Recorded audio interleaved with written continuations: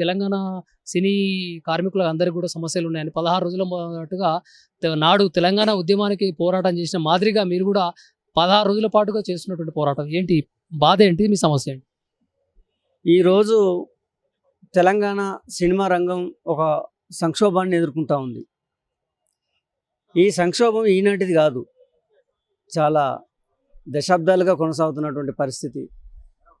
ఉమ్మడి ఆంధ్రప్రదేశ్లోను, ఆ తర్వాత కొట్లాడి సాధించినటువంటి తెలంగాణలో నీళ్లు, నిధులు, నియామకాలు ఇవే కాకుండా అన్ని రంగాలలో పనిచేస్తున్నటువంటి కూలీలు, కార్మికులు, సబ్బండ వర్గాల ప్రజలు వీళ్ళందరిగా కూడా నిత్యం పోరాడుతూనే తమ మనుగడను కొనసాగిస్తున్నటువంటి పరిస్థితి.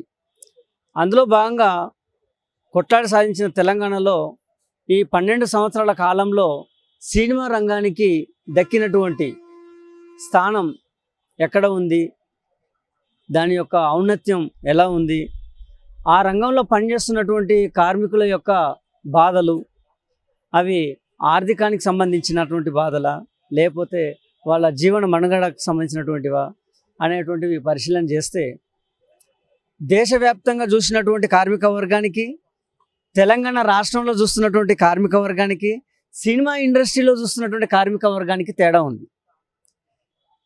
మొత్తంగా కూడా కార్మిక వర్గానికి ఉన్నటువంటి హక్కులు హననం చేయబడ్డాయి, హరించబడ్డాయి.